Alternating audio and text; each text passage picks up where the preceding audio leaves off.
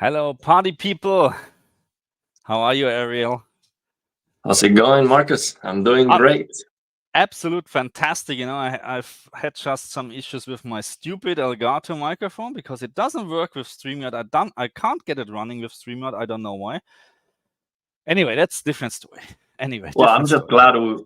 I'm just glad we are back again Yeah, with no, the no. live stream. It's just I know we talked about, oh, we have to do this every Sunday, but it doesn't work all the time. It's just when you have family, when you have to do this, and this, it's just so hard. Really, I'm sorry. It's not an excuse, but sometimes that's how it is.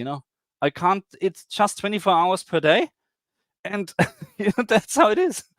Yeah, It's just I definitely anyway. missed it because I do enjoy these live streams. You get a different kind of energy during the live streams with all Absolutely, the comments, and I absolutely. really enjoy that. Yeah. So first of all, say to all the million of viewers what we have, sound and picture, video, everything's fine, especially sound, because I have no idea how I sound on the other end. And I was hoping I can use this because this is a much better quality, but somehow I don't know what's going on, but USB or StreamYard doesn't like USB microphones. I have no idea why. Well, let me tell Anyway. you, I have a very good microphone. It's like $1,300. Okay, Oh, ah, and I've never used it for this. Of course, I use it for my guitar stuff. Because of that, you have to set it up and then the program and this and that. I mean, with my phone, I just turn it on and it works, and yeah, people can yeah. hear me. So, yeah. But the thing is, I'm using this microphone for OBS recording. So I started StreamYard. I come into the studio. Oh, no microphone. Okay, click. No microphone. Go to OBS. Microphone. Huh? What the? It works. It just doesn't work with stream. I don't know why. Anyway, different story. It's just annoying, because you go 15 minutes before the stream start. You set up everything the day before. Everything looks like work, but I haven't checked the audio because this is such a easy thing actually, but it's not. It's not. Anyway, that's not the topic today. We're not talking about stupid microphones. Now, I like to talk about modern gaming. So, what is wrong with modern gaming in regards of mostly the feeling what I have when I start a new game? And so the one of the game I like to talk about is Astrobot. In my video, I always call it Astro Boy. I don't know why, but anyway, the title is Astrobot. And because this game reviewed or received great reviews, 95% Metacritic, I think, or 94, something like that. So really absolutely fantastic. And I was, absolutely hyped. I bought the game. It's on my table somewhere. And I started playing. And I say, yeah, it's a nice game, but I can't feel this hype. I can't feel this hype, anymore. So it's not just with this game. It's in general like that, And this is one of the topic I like to talk. Sorry, and also in what is wrong with modern gaming in regards of picture quality, because modern games, most of them, they're just looking like shit. Full stop. On console especially, But that's the two topics. Ariel. Oh yeah, is that Astrobot bought the VR? It wasn't it originally No, VR? it's the no. So they put, I think, the Astro Playground. What was the first title? I think they're having a VR edition now, or it's in planning, or maybe already released. I'm not into VR at all. Sorry to say. So that's the thing, and this is a new game. Okay, that's a new game, a brand new 3D jump and run. Okay, I can for sure. You know what? See, I was thinking about maybe I put my other capturing card on and I just capture a little bit of gameplay, but I was like, I was fighting with the stupid microphone. Oh, No, but it's well, I just thought that that one that you review that your latest video. I know that's like the second one they do. yes, I yes, thought yes. that was originally VR, and then they did this Oh, as an adaptation. I'm not to sure be though. I'm looking it to be up. But honest, I don't know. To be honest, I don't know. Maybe they decided at some point to change it. I really don't know. well, Maybe someone from the audience can help. yeah, but totally. I definitely get what you are saying. with modern games today, because right now I'm actually finishing Red Dead Redemption 2. I played the game before, but I never finished it. And now I am close to the end, and I've been playing it like every day. This week I didn't even make more videos, and it's because I was playing Red Dead. I'm like locked in playing the game because it's so it's something It's completely it's it's a at different another level. experience. Yeah. It's just another level, and it reminds me why I like to play games, and that's a feeling that I was missing. I've been missing for a long time. I mean, Elden Ring was the last game where I was really, feeling like it, because it's a great, fantastic game. But the last few games that I've been playing, it's not like it's not compelling Yeah. enough Is it for me. is it So because we're getting older and you know what I mean? Is it us, or has something else changed, I don't know. I mean, I don't What know is if it's definitely not the graphics. I mean, Nah. No. games are not perfect today, and they have a bunch of issues that we complain about. HDR, they look washed out and all of that. Yeah. But I don't know. I feel like just the story alone of Red Dead 2 is just a game telling a story that's so good. It is Yeah. so mind blowing. Of course, I know Rockstar, $500 million, I think, was the budget for Red Dead. So of course we cannot compare that with all the games coming out. But yeah, I want to have that feeling of playing a game and just being locked in and just not thinking about anything else. Yeah. And yeah, these latest games are not doing that for me. Yeah, I know. So I mean, again, those are two things, So first of all, the excitement is not there anymore. This is probably really age related, because you have seen it already, So there's not a new thing anymore. Okay, so in general, in games, Okay, of course, the first time when I saw Red Dead Redemption, because I played the first part, yes, on Xbox 360, or what was it? I can't remember. Yeah, It was already wow. Okay, this is great. You just get on your horse, and you just that's just this direction. Whatever. Let's see what's happening.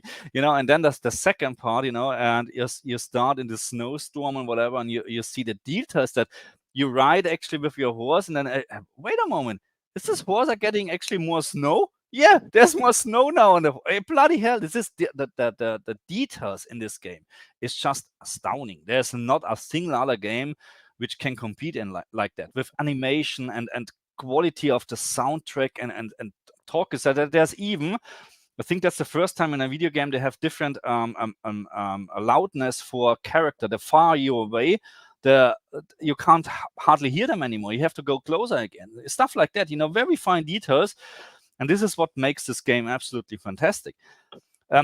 But in general, I don't have this, Astrobot was released, Monday comes, well, it was already released, but Monday is the official release for Space Marine 2, which doesn't look too bad, but this is all, okay, let's have a look on the game, but I'm not expecting much, and I'm not getting hyped, like this. yeah.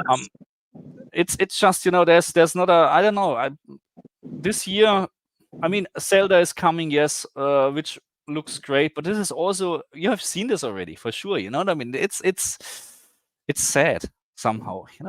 It's, I'm Yeah, and like missing. you said, the first impression of the games. For example, I opened this Space Marine 2, and the first impression of the game is a CGI cutscene. That's a video. So that's a big. Yeah.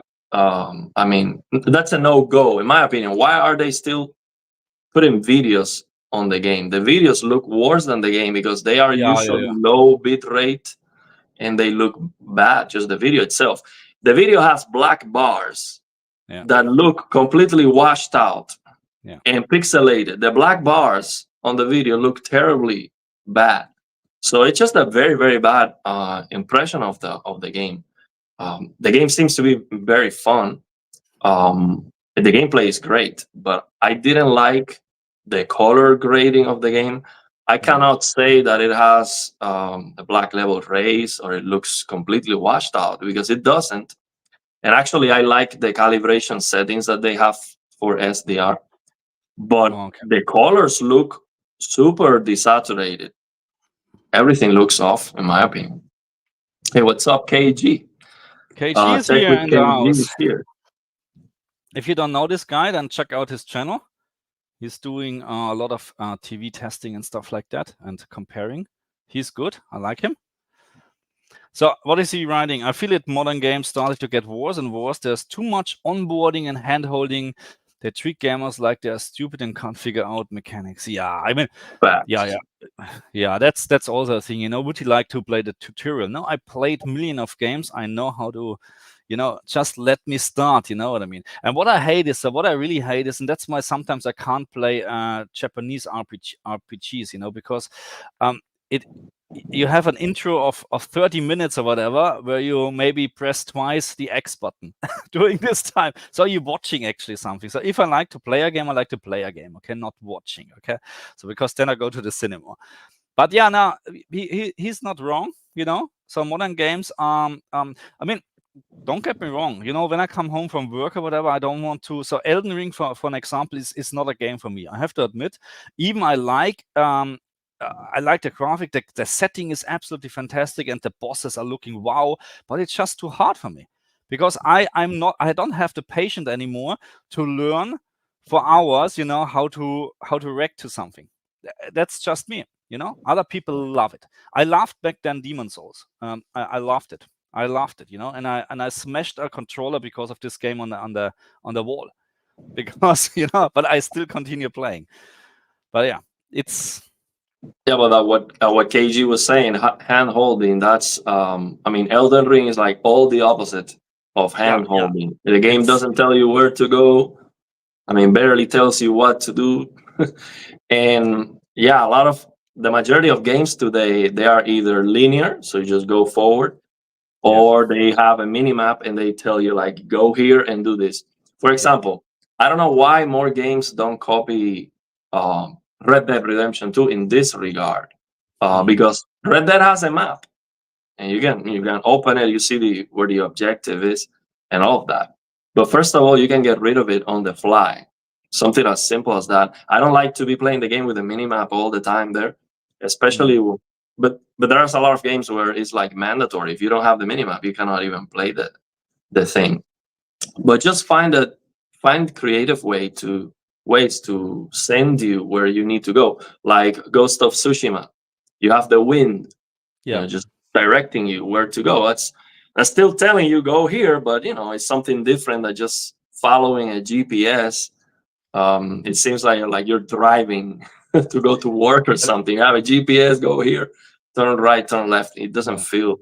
So my best experience what I ever had with a video game was Broken Sword. I don't know if you know the click and click.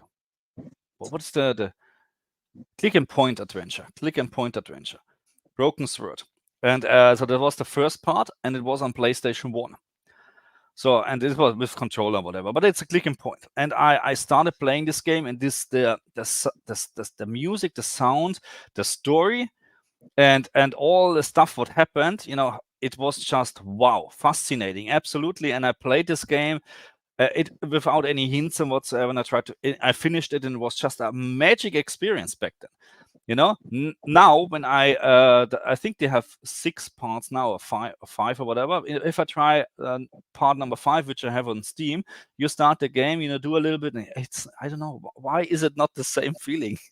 It's the same character, the music sounds similar, but it doesn't kick in.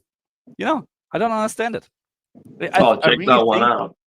Really think it's something with there comes by the way, there is I think another remake or release planned from Broken Sword this month, which I will get because I'm a huge fan. But again, I'm not expecting that I'm falling back in love with this game. I think it's really, in my case, has to do something with age, because you have different interests.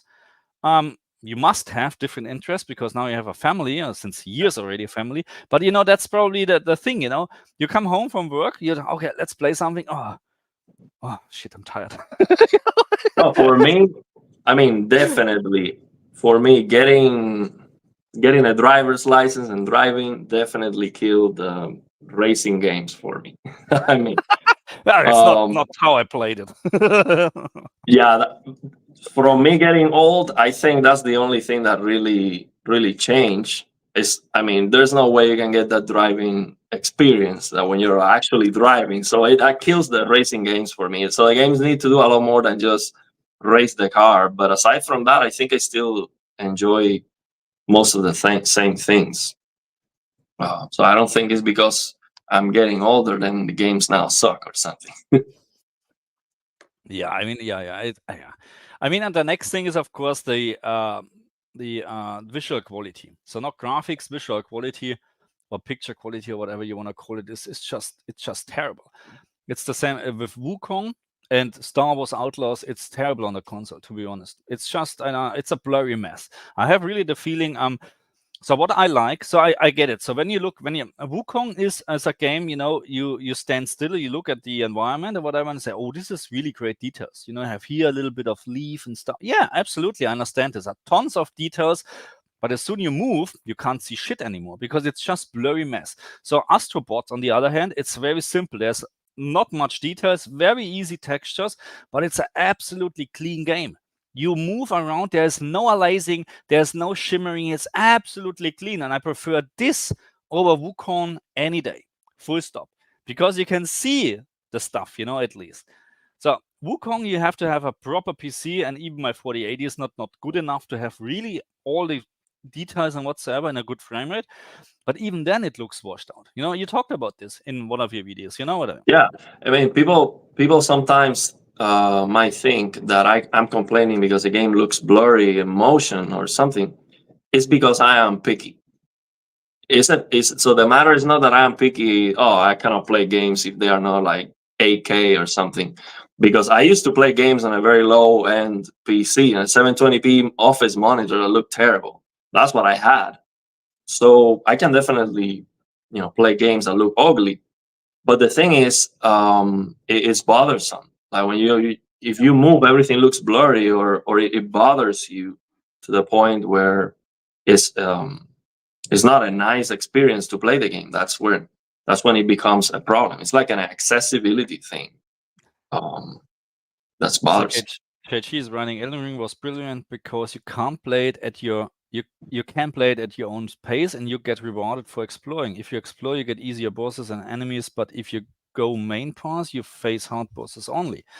I mean, yeah. So Elden Ring is not a straightforward game, absolutely, and it's a very hard learning curve, in my opinion. Because you die a lot like crazy. But you're right. It's rewarding because when you walk to Elden Ring. I started and I just walked and I said, oh, this guy, let's kill this guy. No, he killed me. I was like, okay, that's not the right thing to do. It's fun. It's just fun. Yeah, what KG is saying basically, you cannot.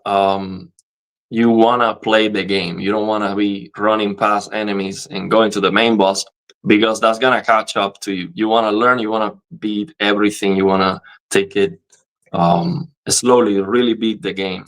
I mean, Elden Ring is like my number 2 ever. I mean, I'm a Souls fan. That's definitely the kind of games that I like. And I saw KG playing Wukong. He was almost at the end, so he definitely plays those games too. My favorite game is Sekiro. Shadows Die Twice. Oh, okay. This That's is my also favorite hard. game Bloody hell. ever. But I know what you mean, that the gameplay is absolutely fantastic. But it's also a game for me where at some point, I just gave up, So it's just, no, I tried everything, and that's it for me. Wukong was much easier for me. Wukong is not on the same level as Elden Ring, not at all. It's some like, but it's more for the wider audience, in my opinion. That's my opinion. Does it have difficulty settings? Wukong? That's a good question. Is it? Has it? I don't know. I haven't played it yet. I would honest, definitely. I can't remember what came up when you press new game or whatever. I literally can't remember. If there was, then I choose probably story mode. Give me. Yeah, man, that was one game I was really excited to play, and I just didn't like the benchmark. So I am letting it rest in my mind, just waiting. They should improve things, and then I would definitely play it for sure. Yeah. So Dr. Gonzo became a YouTube member. I don't know if this is for my channel or for your channel, but thank you very much anyway. You know, this is absolutely fantastic. Thank you very much, Dr. Gonzo. And I hope you're still in the chat. I'm not sure, I can't see you, but feel free to ask any questions. Not any, not all. We can't answer everything. We are very wise men, you know, especially Ariel, you know, but anyway, just if you have any questions, by the way, just put a Q in front or whatever, or if you want, super chats are highly recommended.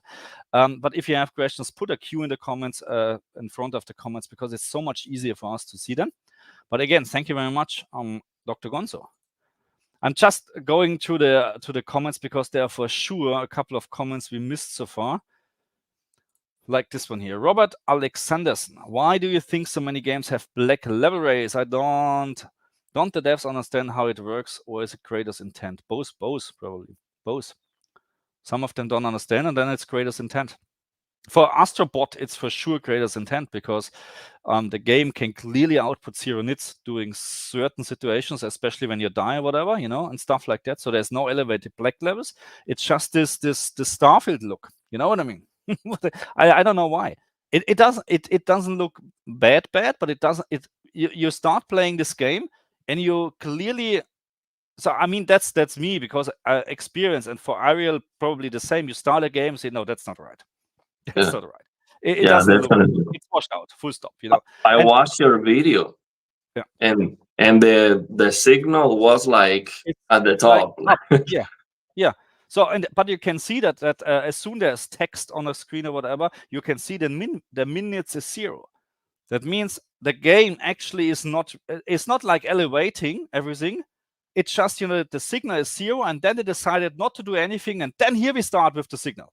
We start with the picture.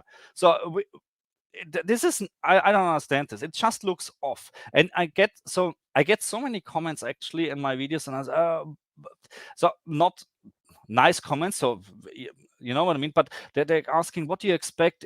Not every game can should display 0 nits and whatsoever. So you're wrong. You're wrong, because if you, let's say, so I don't know how to explain, but if you don't use the full dynamic range, you know, in the regards of displaying your content, you have not a good contrast. That's the problem. And now we're talking about HDR, where we have crazy dynamic range actually, and now you're limiting this already. You know what I mean? And the thing is, in SDR, yes, it does look better in SDR, because you have it looks like a little bit lower. I can't measure it, unfortunately, with the HDR analyzer tool, but it also looks wrong, because you also have slightly lifted, you know, a picture, and in SDR the dynamic range is even lower, you know, so it looks absolutely not good. It looks much better in HDR, but you can clearly see it's off.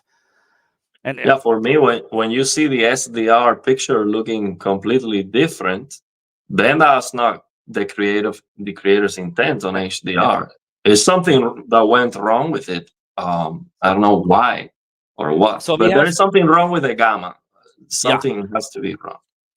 And I mean, I have done a lot of HDR SDR comparisons, and in games with very good HDR, very good SDR, you can not see a difference in the average picture brightness between SDR and HDR, which should be the case. So that means if you have a normal, so I'm not talking about specular highlights or good details in dark textures or whatsoever, the average picture brightness, you know, when you watch my what was the last Star Wars Outlaws is also so there is not much difference in terms of the average picture brightness. SDR looks the same bright as HDR, but of course HDR plus specular highlights. But when you look Astrobot, and it's exactly recorded as any other HDR versus SDR recording what I've done, the SDR is so much darker. You know, it's standard. That's 203 nits. That's how it is. That's what you get when you calibrate your TV. That's how it is. HDR, on the other hand, is just absolutely elevated. Absolutely. You know, you have on top, of course, the specular highlights, but because the average picture brightness is already so much higher, the contrast is not good anymore. So, and it looks off, you know, because people said, oh, you have to do your HDR SDR comparison with the same APL. So no, that's what you get when you have a calibrated TV and you switch from SDR to HDR. That's what you get. You get an absolute dark or a reference SDR picture. And then on the other hand, you get a way over brighten, washed out HDR picture. That's what you get. And the thing is, HDR, and I don't want to sound like an expert because I am not, but what I've heard is that HDR is an absolute. It's absolute. It is supposed to look this way. And if the creative intent is what we see on SDR, and it should, because most people are playing on SDR, so definitely when they're making the game, I'm sure SDR is what they are working with. HDR shouldn't look like completely different. Like everything is raised and super bright, because that's not how it's supposed to be. HDR, of course, with brighter TVs, and we're gonna get a more punchier image with brighter highlights, and of course a higher APL, so the overall brightness might be higher because there's less limitations. But you shouldn't see a radical difference. No. Just because the display is brighter or the creative intent is now HDR.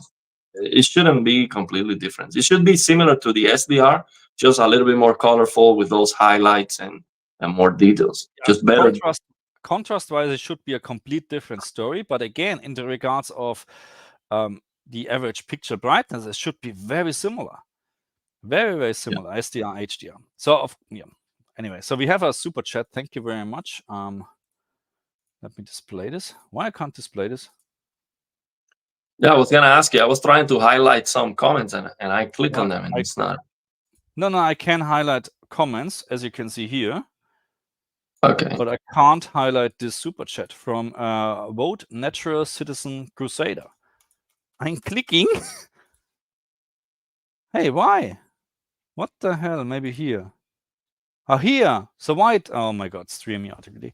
Anyway, thank you very much. Vote Naturalized Citizen Crusader. $5. Thank you very much. Good evening. My question is, does VRR generally increase input lag even if DualSense controller is wired connected to PS5?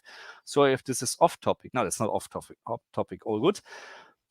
So first of all, VRR and the DualSense controller is a different story. So if you wire your DualSense controller and there's a channel which is focusing actually on controller stuff, and I will bring this up because I like to share this. But if you wire your DualSense, of course, you get a better input lag in regards of that. How much? Don't ask me.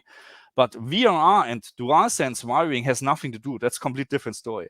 So usually VRR. So VRR increases the input lag a little bit. It does, but it's insignificant. Yeah, I mean, if you play competitive or whatever, probably it's.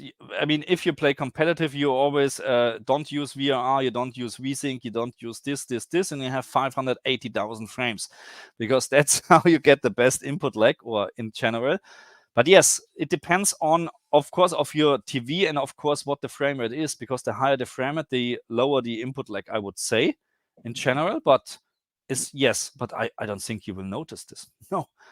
So the thing is, the reason why I say it's insignificant is because the game rendering is so much more higher than the peripherals. That is, it doesn't make a huge difference. You're going to feel some games a lot more responsive than others. When you're using the same VRR, and even when you're getting the same frame rate in both games, one is going to feel more responsive than the other. Just because the input lag has a lot more to it. The peripherals are almost insignificant, in my opinion. This company is advertising that OLEDs have like 2 nanoseconds of responsiveness, and the input lag is so low. It doesn't really matter that much.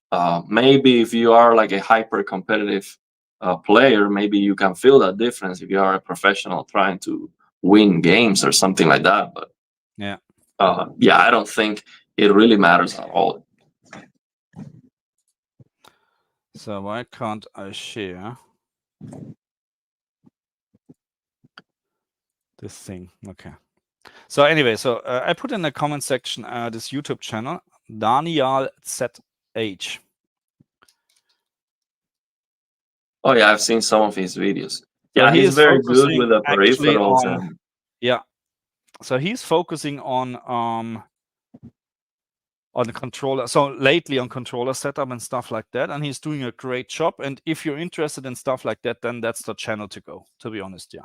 And he's measuring input lag. He's stuff like that. Just check it out. Say hello from my end, you know, and from Ariel, that he knows where you're coming from, because then he's happy. And yeah, check it out. Okay. But yeah, I've again, seen him. He gets into the settings, like the best settings to play like Warzone, to get the best responsiveness, like the settings on the controller and all the stuff. And he measures that shit. So again, thank you very much for the super chat. I hope we have answered your question. Hopefully. Okay. So okay, but anyway, so in general, with games, so I have to admit, I'm anyway more the strategy guy. You know what I mean? I like games like Civilization, Anno 1800, stuff like that. I like them really, really a lot.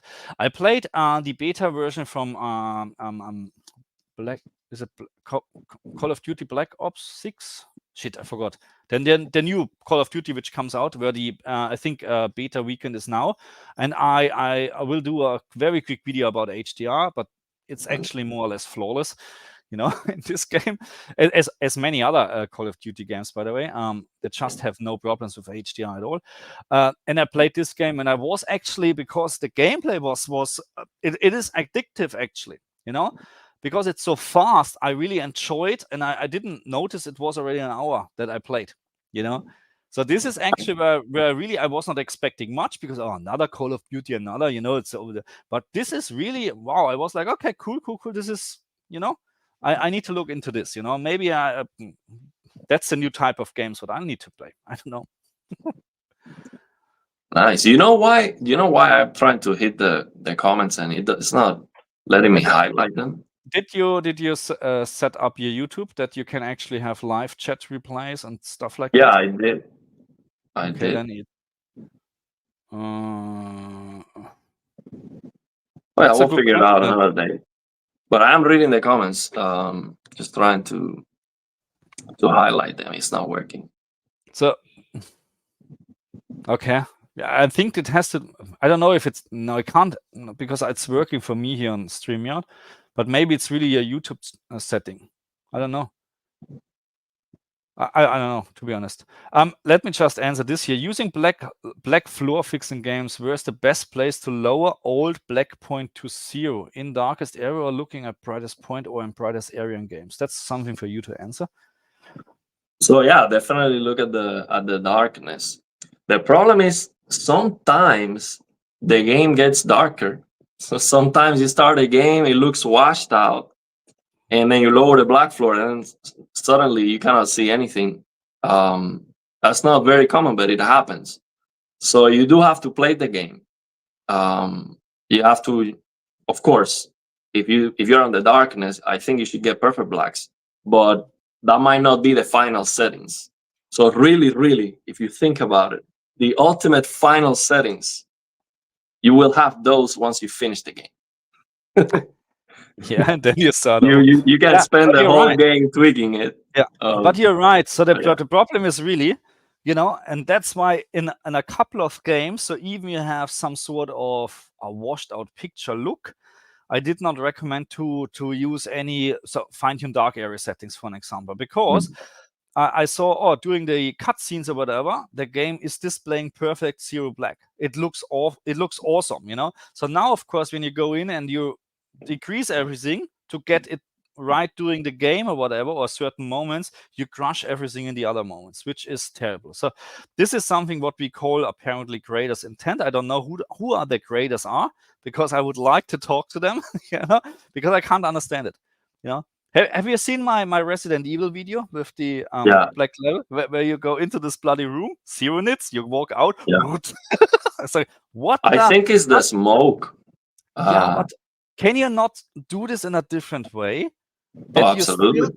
still keep 0 and you add the fog on top, because then you have a much better contrast. Or maybe I'm missing something. Maybe that's not how it works. I'm not a programmer. I'm not a game developer. Maybe it's just easier doing this. You know? No, absolutely. I've seen games that have a smoke and that doesn't affect the black level at all. But I've seen other games where the smoke definitely raises the black floor. Um, Maybe they don't really care. The developers, they okay. Yeah. Um, I But mean, and you can turn it off, the smoke, to see if that's the case. There's a reshade add-on that is called Shader Toggler. That's very advanced. Basically, you can circle through the shaders, and once you find, so when you're circling through the shaders, things start to disappear. So once you see that the smoke disappears, and you say, okay, it's this one, and then you use the HDR analysis tool and see if the black floor is being affected. I saw that in Lies of P. The smoke definitely raises the black level, but it's not too terrible there. no, but So yeah, I don't no, want to. Lies of P is actually great HDR. Yeah, It has really good black level floor, and it's yes, but yeah, I agree with you. It's but it's the problem is, yeah, I know you're focusing a lot on reshade, and this is great. This software is absolutely fantastic, but it's a pain in the ass that we have to do all this stuff, and it's so hard to actually recommend anything, because everybody is using a different monitor, different screen, and even yeah, you use the same TV, maybe you use a complete different picture mode. So how can you actually recommend something? It's so hard actually nowadays. yeah. That's why some people ask me, hey, why don't you have like a folder with all the reshade stuff for all the games? And I tried that one time, but I don't think is the best. The best is you do it yourself because of that. You know, Yeah, yeah, TV and settings and monitors are different, yeah, and maybe you're looking for something else. Maybe you want the picture to look different. So you yeah. better do it yourself. So KG is going completely off topic here, and he's asking if we have Panasonic TVs in our region. I know I saw the news that Panasonic comes back to the US, which is fantastic. So I think they're just available in Europe so far. They are not available in Australia. No, I haven't seen any Panasonic TV here in Australia, and I'm not expecting them to come back. But they have one of the best OLED TVs, as far as I can tell, or according to reviews. They're using the same panels as LG, or I don't know if they're planning to do QD OLED. I'm not sure. QD OLED. Oh, okay, they bring a QD OLED. I should read the comment first. No, he's saying hopefully. I watched Hopefully. the HDTV test Okay. review of that Panasonic that is coming to Yeah. the US, and it's not better than the G4. It doesn't Oh, okay. have the color boosting that the G4 has. In the game So mode. Okay. yeah, the G4 is gonna look more colorful. Like if you have a fire on the darkness, Yeah. those Yeah. red colors are gonna look more colorful on the G4. And the problem with that Panasonic for gaming specifically is that you cannot turn off GSR. So Right. GSR is the dimming that happens when you have static logos Yeah. on the screen. And when we're playing games, most likely you have something that's like a health bar or something that's not moving. So you're gonna start getting dimming with that. So that's a bummer. I hope on the service menu you can fix that. But usually HDTV test, when you can fix that on the service menu, he tells you. So probably not. So that for gaming is not great. Now that TV does have. He showed the calibration controls near black. You can tweak the gamma better than with any other OLED TV, Mm. because you can increase it or reduce it very close to 0. I think it was like 1.5 or something like that. I forgot. But that's great. That's great because let's say you get your TV and it's crushing blacks a little bit. You have the calibration controls to really nail the visibility. And of course, if you're an expert or you pay for calibration, you can get a much better near black performance. And it also has, for gaming, it has some tone mapping options that HDTV test didn't show on that video. So I would like to see that. So it does have some nice features for gaming, but I don't think it's gonna be probably more expensive than the G4. Maybe, I don't know. So if it's not better, it cannot be more expensive. That's the problem. Yeah, I get you. I get you. I mean, but it's exciting. So more what's the more competitors, you know, is better. Is better because and this is by the way completely off topic now. I need to really say this because so many people, you know, because I'm doing console testing or whatever, so many people are so bloody stupid, you know, because they're so happy, you know, when Xbox is not selling consoles anymore because my PlayStation is doing so great. You don't get it.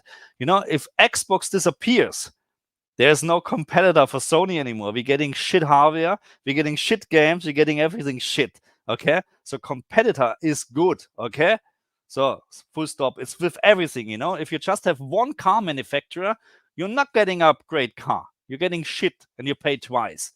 You know. Oh, absolutely. So anyway, that's complete different story. Anyway. So, but yeah. So in terms of the G4, my plan is I don't know what the G5 will bring, but at some point with LG, I'm not expecting the absolute improvement anymore. I'm not expecting this because it's just done with WRGB OLEDs. I don't know what else can they do instead of, you know what I mean? They're done. They can't increase the brightness any higher at some point because everything looks washed out and in terms of colors at some point because they're using the white subpixel, you know? Yeah, but they're going to. I watched a FOMO video about the new phosphorus blue that they're going to implement, and it's not gonna be like. I think he said it's gonna be like a hybrid between fluorescent and phosphorescent, something like that. So they might eliminate the white subpixel, and that would be great. You mean you're doing a QD OLED? No, it wouldn't be a QD OLED. It would just have the blue. It would be more powerful, so you don't need the white. Now, what I think, you know, looking at the brightness war, I don't think they're gonna eliminate the white subpixel. If they can get that brighter blue, they're just gonna be brighter. Yeah, and I don't think they're gonna eliminate that white. My opinion after I have seen the G4 in the shop and also the S95D in the shop, never at my place. So it's really hard to say, the G4 is much better than the S95D. In regards of the coating of reflection, I go with the G4 over the S95D. You know, because it doesn't make sense anymore, you know, to have this.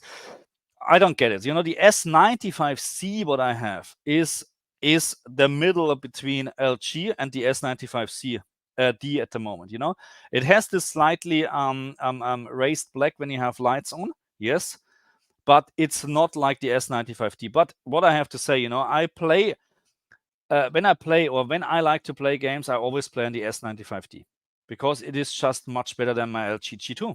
It is. It is because of the panel uniformity, and this is one of the most important things for me.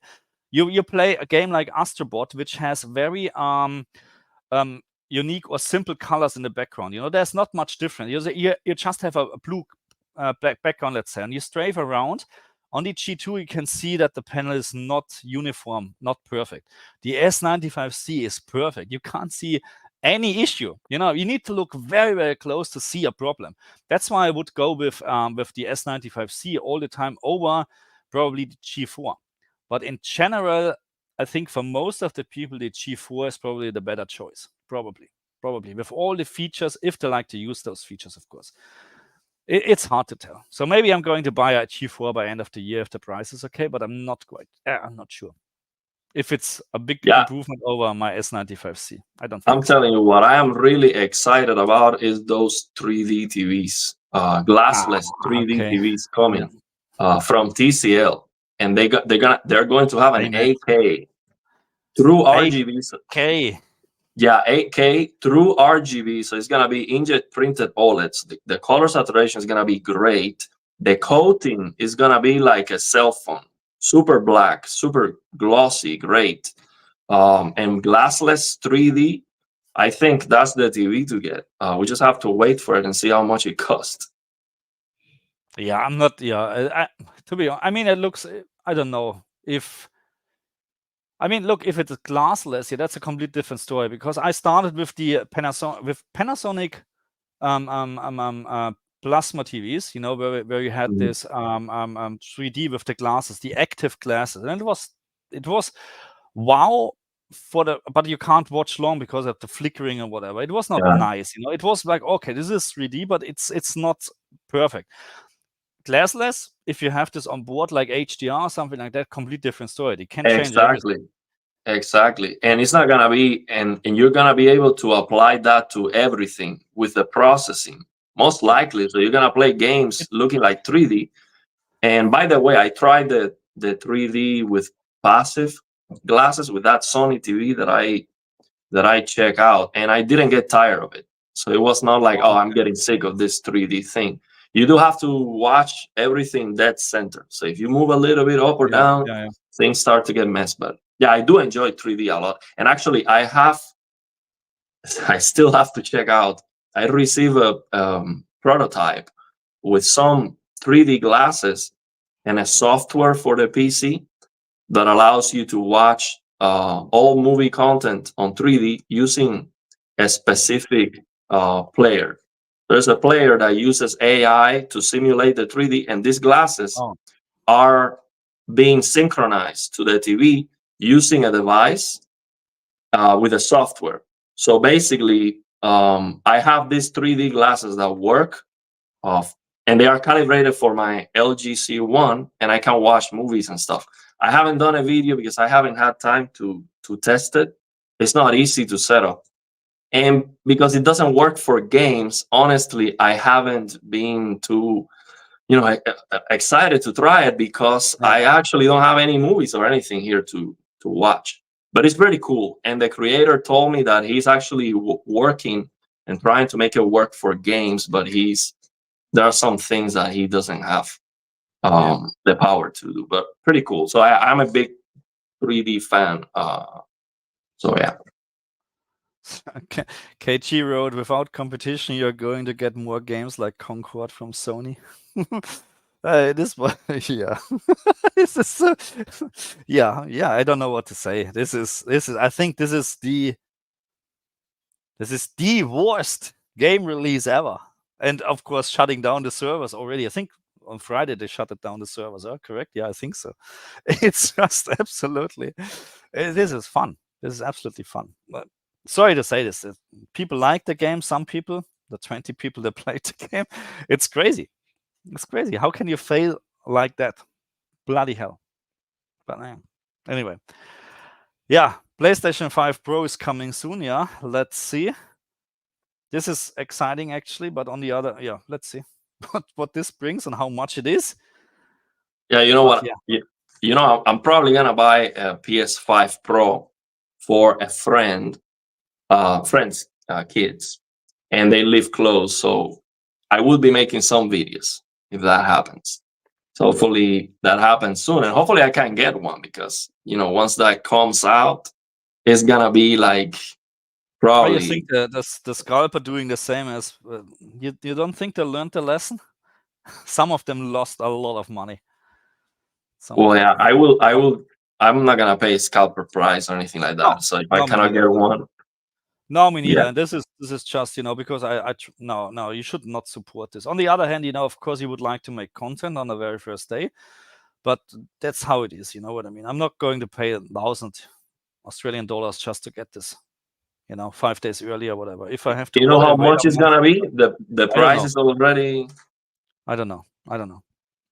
I hope it's like maximum $700. I hope so. I don't know. So what's the standard PlayStation 5 at the moment? $500. Okay. $500. I bought a PlayStation 5, but the kid. So I gifted that to a kid that was not living here in the state, so I couldn't test it. I visited there, but then I came back, so I couldn't record videos. But this time, if I get the PS5 Pro, I will definitely make videos about it because it's gonna be close to me. So yeah. I did a glassless 3D demo at CES. I wasn't impressed, but to be fair, I was looking at some pretty low. Oh, okay, not actual content. Okay, so why are they doing this? Why are they having low quality at the CES? Nice. I would like to I try haven't that. seen See, it. that's why CES is so cool, man. You can see those prototypes and all that stuff. There's a laptop that has glassless 3D today. Actually, I saw a video of someone testing Black Myth Wukong with that laptop, Okay. and he was very excited about it. He's like, "You can play all the games on 3D glassless. This is awesome." Yeah, uniformity is extremely important for gaming. You can't look at any TV after using a S95P. Yeah. Also, a QD OLED is just in this case unbeatable. Full stop. It is. It is like I wouldn't. Okay, again, not like a day and night difference, but you can see a clear difference. Full stop. The WRGB OLED TV, the G2 is really a nice panel when you watch HDR content. It's really great. I love it. But when you watch sports stuff or whatever, where you have a unique color, one color on the background, and you're moving around or whatever, it's terrible compared to QD OLED. Full stop. It's terrible. It's not like terrible as LCD. Don't get me wrong, but it's not good. And the thing is, so I came from LCD, or LCD with uniform, the stupid uniformity issues. LCD is always, even you have full local dimming, you will always have uniformity issues. Always. That's how it is, LCD, with all the layers. You can't avoid this. And then I bought the LG CX, and I was like, oh my God, this is so great. There's no problem at all. And of course, when you look closely, you can see issues. And then I changed to the QD OLED at some point. I was like, oh my God, this is really almost perfect. Yeah, there is a big difference. This is very important to me. Better, more important actually than to be honest, I would not use HDR, if the panel has, or if there's a TV with no HDR support but perfect uniformity, I would play games on this. No HDR then, because that's how it is. Yeah, I wonder how good is the inkjet printed OLEDs when it comes to that screen uniformity. I guess they are really good, and I've seen they do have higher full screen brightness. They are not as bright when it comes to the peak brightness, but they do have. So they are going to appear brighter. Maybe 400 nits full screen or something like that is possible with that technology. And I much rather have that. I much rather have 400 nits full screen and 1000 peak than having 2000 peaks and 300 or 250 full screen. Yeah. I'm not familiar with this type. I watched one video, I think, but that's it. I have to get more into this. But yeah. Let me answer, or let us try to answer this from Dan here. When do you think we start getting true 10-bit HDR so that we don't get more color bending every time HDR is turned on compared to SDR? Good question. I don't know. So we're getting a 10-bit HDR signal sent to the TV, but it's all the time, in most of the cases, it's just SDR color stretched to something. But I know what you mean. You know what I mean. We should get less color banding, but the problem is because we're putting the same information now in a signal which can deliver much more information. Of course, it gets stretched, and of course you get more color banding. So that's the problem. But also it depends on the TV. The LG TVs, they're having much more color banding than the S95C. That's my experience. The S95C is much better in terms like that. So maybe someone can confirm this or whatever. That's my experience. Yeah. So the thing is, I spoke with the developer, with an Unreal Engine developer, and he told me that for gaming, we're probably not going to see HDR textures anytime soon, because the game would need to have like a separate HDR texture pack or something like that. So I would like everything to be 4K or more, all the textures on the game, maybe 4K or more, everything to be HDR, the highest quality, highest fidelity. But that's probably not feasible. It would be maybe too demanding. We don't have powerful enough PCs or GPUs yet. So I mean, the ideal thing of everything being like maximum resolution, and it might never happen, or it might happen one day. But yeah, we don't have HDR. Everything like real. Everything is like maximum fidelity and bitrate. Yeah. We don't have that.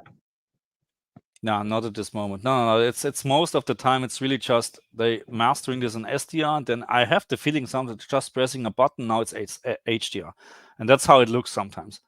Just terrible sometimes, And Yeah, in most actually, games we have no HDR at all. Like Wukong and Space Marines 2, that by the way has no HDR as well. yeah. Actually, one of the things that I would like these games today to have is that I want a 4K game that looks like 4K, and a lot of the assets on the game are very low resolution. So you think, oh, I'm playing at 4K on my 4K TV. Here's the resolution, 4K. A lot of things are very, very low resolution, and a lot of things that should have more pixels, like foliage, hair, and things that are very, very thin, but they are relying on TAA to fix that, and it's not working very well because I can still see shimmering, and it now looks blurry. So I wish this game's coming out, they turn down a lot of things to give you a more sharper and cleaner presentation. And a sharper and cleaner presentation is going to start with a good HDR and no blurriness, no over sharpening, and just more pixels, more resolution. Yeah. And I'm gonna use upscaling, but it's not the same to use upscaling from a very low resolution base than from something that looks decent already. Of course, yeah.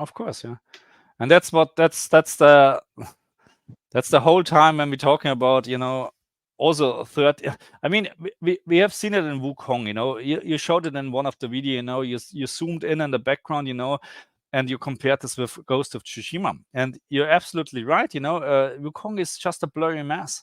You can't just, there is something in the background, yes, but you can't really, what is it? In other games, and there are many other games where we have really nice details in the background, which are high resolution, which are not just a blurry mess because of upscaling. TAA, by the way, is not nice at all, in my opinion, but that's how it is. And in some games, like with a lot of foliage or whatever, certain anti-aliasing options are causing so many issues, like dimming the picture, getting absolutely unsharp. Red Dead Redemption is a very good example. I'm not sure if it was TAA or something else, but when you disable all these crappy options, you have an absolute, not a perfect, but a very sharp picture when you move around. As soon you enable this, yes, it doesn't shimmer anymore and stuff like that, but it doesn't get blurry. It's the thing is with, for example, with Red Dead Redemption, you can turn off TAA, but the problem is that the LOD, the level of detail, is attached to this TAA, so you get popping like crazy. A lot of things just disappear if you turn off TAA. It disappears. So there's a setting on the config file that you can change to increase the draw distance like crazy, but you wouldn't get like not even 30 frames per second with a 4090. If you max that out, it gets crazy. It looks amazing, but it gets absolutely nuts. So yeah, Red Dead is definitely an example of that. Yeah, that's a good thing, KG. Usually Sunday morning, usually. Oh, for me morning, for you late evening. I don't know what time, but yes, let's do this. Absolutely, man. I would love to. I've never spoke with KG yet. So, yeah, games in, this one is absolutely games in 2024 shouldn't like a blurry mess anymore. So that's the thing. You're getting more because of this. I have to say, the stupid Unreal Engine 5, I don't like it anymore because it's so demanding, they're trying to get the frame rate to consoles. No, it's the engine. It's not the consoles, because I play games. You know, you can play games on PlayStation 4 or even PlayStation 3. They have a better picture quality than Wukong or Star Wars Outlaws. Picture quality. I'm not talking about graphical details, of course. We're not talking about this, of course.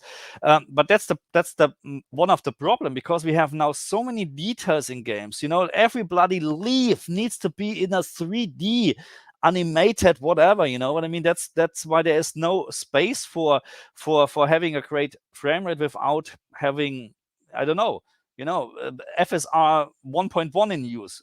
I don't get this anyway. So Why you would how use I this? see the problem. For example, I complain about this. Yeah. No, TAA is blurry. It most of the time looks terrible, and the games need more pixels. And then a developer can tell me, "You're wrong. Look at Ratchet and Clank. You turn Oh off yeah. anti-aliasing and Ratchet and Clank, and it looks broken. Things don't have enough pixels. It looks so pixelated. But you turn it on, and it looks amazing." So a developer can tell me, "See, TAA works, and it works very well. They just need to get it right." But that's the problem. If you have something that's very easy to get wrong, and most developers get it wrong, then that's not very good. We need something that most developers and most games can get right, so we can But get it looking good. why is this the case? So in regards of, you know, I have really sometimes the feeling, and they're using the wrong monitor screens, full stop, because they would see these issues if they're playing on a proper monitor. And LCD screens, sorry folks, but that's not the proper way to test the game. You have to have an OLED screen, full stop. And we're not talking about now testing HDR, which maybe you can do on an LCD screen, but then it's still not the best way. But in terms of motion clarity and stuff like that, you must use or even a plasma, you must use an CRT or something like that to make sure your game looks great, you know? OLED TV, LCD would be the absolute worst, because I tell you, I play every 30 FPS game on an LCD screen, and I'm not bothering about 30 FPS. It just looks blurry, messy, but there's no stuttering for me. On an OLED screen, 30 FPS, it's a no-go, full stop. So, and this is, I think, what many developers using. They're using a high graded LCD screen, which color correction maybe is correct, but then when you move the game, just blurry, but you know, and then you play on an OLED screen and say, oh my God, this is not, what is going on? Yeah, at least one guy there needs to have an OLED on the whole company. Somebody who checks the quality at the end or something. I wanted to say about this too, that some people tell me, if the industry doesn't move forward with TAA and with all of these techniques to make the games look more realistic, we would have games looking like PlayStation 3 games, and that's not better. Yeah. So here's how I see it. You show me a PlayStation 3 game. For example, let's take a look at LA Noire. I was playing LA Noire from Rockstar. That's a very old game. It's like a GTA-like game. I'm not sure if you've played this game. Well, the great game, by the way. The motion capture for this game is unique, and the facial expressions are like on another level. You can definitely understand human emotions with that game. It's crazy good. But now that game is very old. I was playing it. Yes, I see a lot of shimmering. So people might tell me, is that how you want the games to look? Shimmering everywhere, that's a mess. Not necessarily. Now, the game looks very sharp. It's razor sharp. At 4K, that game looks like 4K, but you get a lot of shimmering. So what I would do, for example, let's remaster that old game. What I would do is tell the developers, okay, we have more powerful PCs now. I can get 120 frames on that game at 8K. You know, DLDSR 2.25x, it looks like 8K. I can get 120 frames, no problem. So we definitely have performance to spare. Okay, well, give me more pixels so we can get rid of that shimmering. Okay, and let's just improve the lighting a little bit, improve the shadows, just make it look a little bit better, but make it look the best you can, but don't lose the sharpness. Don't tell me, oh, we want to use ray tracing and these reflections and this and that. So we're just gonna lower the pixels everywhere. We're gonna lower the sharpness of the game to sacrifice that to just give you ray tracing or whatever. That's a very bad idea, in my opinion. Full agree. Absolutely. Yeah. Hey, Adam is in the house in layman's terms, so check out his channel as well, please. He's writing, I still find it hard to believe that current gen consoles gaming still has so many 30 FPS titles coming out. 30 FPS should be banned. So the new Xbox game, what is the name? Oh shit, Avowed. Avowed. That's how you. I don't know how to pronounce, but you know what the title? What is 30 FPS only? 30 FPS only, and we like to have the best fidelity. Blah. It's 30 FPS is not Fidel. It's not. And it's first person. Yeah. What is Fidel on or good fidelity on 30 FPS? This is what they try to tell you to put in your mind. Just because they're using a crappy LCD screen, it's fine for them. No, I'm not agreeing. It's not. No, it's no. And let me tell you, wait until once that PS5 Pro comes out, and they are pushing ray tracing. Let me tell you, that's the idea. It's a ray tracing monster. That's what they want to advertise.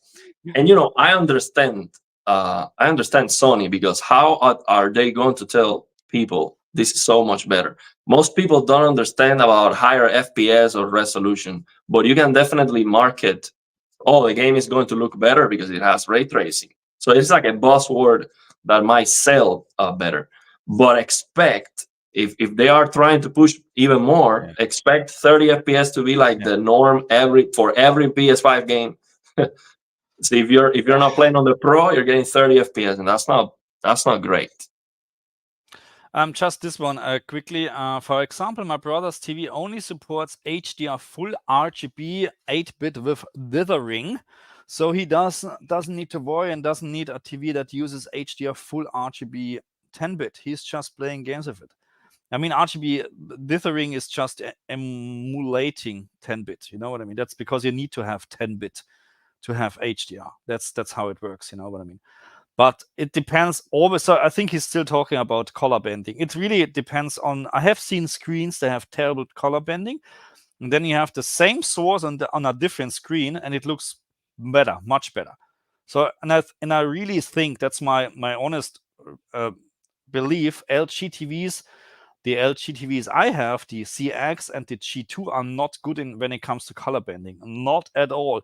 The S95C, what I have, is much, much better. Almost no color bending visible. And it's the same sharpness. So there's some processing what the LG is doing not in the correct way, maybe. Well, that's my experience, okay? And KG is running. Yeah, Saturday for me, got it. Yeah, I can do that. Yeah, then let's focus on next Sunday for me, Saturday for you guys. So I'm living in the future. Yeah, I mean, about that, I tested an LG LCD TV that supported 120 hertz with 12 bits and full RGB, and it looked like crap. It looks very, very bad. So that's not the end all be all. If it looks good, it's good. I don't think that really is gonna make any big difference. Of course, most of the high-end TVs, they support that higher fidelity, but at the end of the day, the most important thing is of course the TV and the content to be good. That's what we don't have sometimes. Okay, so let's have a look. What do we have? So if we missed some comments, I'm very sorry. Just repeat it, okay? Please, with a Q in the front, it's much easier because we have million of comments, of course, 1.5 million viewers at the moment. Okay, not quite much, but you get my point. It's a lot of comments. We're missing them sometimes. Sorry for that. Dan is writing Naughty Dog, The Last of Us 2 from 2020, running in 1080p on a 2013 hardware, has a cleaner image quality than most current games running. Yeah, absolutely. It has nothing to do with resolution. So it has to do with resolution, of course, but the problem is nowadays the games are not running in 4040p. They're running at 700p upscale to 1440, something like that. You know what I mean? That's the problem. And then you have on top whatever anti-aliasing software is running or whatsoever, then here the bloody upscaler FSR is for me the worst. DLSS is already at some point you can see it's very good. You can see a difference between the native picture and DLSS. I would say high performance, because then it starts really to fall off. But DLSS is much better than FSR. But unfortunately, on the console we just have FSR. That's the problem. So I think he's playing on a plasma though, because he's saying a 1080p from 2013. He probably has a Panasonic plasma, one of the latest one. And yeah, okay. I think the thing with plasma TVs is that the blurriness that I'm complaining about is not as noticeable. And actually, the games on the plasma look great until I played on my OLED. When I played on the OLED, I realized that, okay, this could be sharper and it could look a lot better, but it doesn't. So when there's something really bad about, fundamentally wrong about a game, if you cannot even, get that 4K, I mean, 4K should be much better than 1080p, and it's not even close. If you have side by side a game that looks similar on a 1080p screen than on 4K, there's something wrong about it. And that's what I see. A lot of games on the plasma, they look perfect, because you don't see that defect. Yeah, so Play Nice Games is writing, they use cheap LCD to test games. I managed game testers when I worked in the industry. I truly believe that. Otherwise, I can't explain some things. Like not even talking about bad HDR at the moment, but this is one of the problem what we have, that we have in many games this 0.05 nits black level rays, which is and I started to see this in in so many games, and then at some point I realized this is exactly the same ray. So it looks like, because of, and this is what I truly believe, because of my when I had my LCD Samsung local dimming TV, the S9, forgot, Q90 or whatever, local dimming QN90B, QN95B or whatever.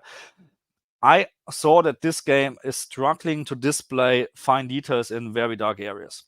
Because if a game displays 0 nits and there's just one little dot which should be lined up, the Q95P was not showing this, because it was not recognizing this as anything. So, but as soon I increased manually the brightness in the game, or somehow it popped up, because the game, activated the dimming zones, or the TV. And then you saw this. Okay, it looks terrible, because you have then this washed out look and whatsoever. But I think that's why they're doing this, to make sure that you can see, probably on very cheap TVs or whatsoever, you can see at least details, because they would not show the details, which is terrible. It's just terrible. But it is bad. But yeah, I get what you're saying. On my TV, anything that's not 0 is gonna show me something. It's not gonna be accurate. But if it's not 0, the screen is gonna light up. So that's a problem. Okay, what is this? Okay, Cosmo Kill. Seriously, folks, if your TV is properly track PUQ EOTF and HDR, or Gamma EOTF and SDR, you're going to experience banding and other artifacts. I mean, I mean, probably not. The TVs nowadays are very close to following a proper EOTF curve. So not the S95P probably. I'm not sure about that anymore. But the S95C, all the OLED TVs in the normal HDR10 mode, so LG OLED TVs, they're properly following the EOTF curve. Not in Dolby Vision, by the way. No, Dolby Vision gaming is way over brightened in Dolby Vision gaming on the LG OLED TVs. But we shouldn't, just because of that, we shouldn't see more banding or less banding, to be honest, because it's a processing thing as well, in my opinion. You know what I mean? So again, the S95C shows almost no color banding with the same source. PlayStation 5, same game, same location. I can't see hardly any color banding. I put this on the LG G2 here, color banding. And it doesn't matter if I'm using PC mode and if I'm using the game mode. I even have the feeling that, and I made a video back then when I had my CX, I have even the feeling that in if I'm using YCBCR 420, the color banding is less compared to RGB. Because I think it's already not sending so much information, it's already a little bit unsharp or blurred or something like that, and the TV doesn't show the color banding. It's hard to describe, but yeah. So the thing is, basically, even if your TV is calibrated, that doesn't mean that the content is going to look great on your TV, because the content can be messed up. And we have color banding. Most of the time I see color banding, I believe it's the game. And sometimes these developers use film grain, for example, to hide the color banding. So when you turn film grain off, you see more color banding. So basically, they try to hide the imperfections with some blurriness and stuff so you cannot see the defects. I much rather have it clear. I would like NVIDIA to have RTX a smooth gradation or something like that, because they know how to do that, because RTX HDR reduces the color banding. Yeah. So I wish they had that separately for the developers. So you had that setting on the games. When you turn on HDR, you have like RTX smoothing or something like that to get rid of the color banding. Because when the source is clean, you don't see color banding anywhere. That's my opinion. That's what I see. The source has to be perfect. If the source is already crap, there's not much you can do about it. That's how it is.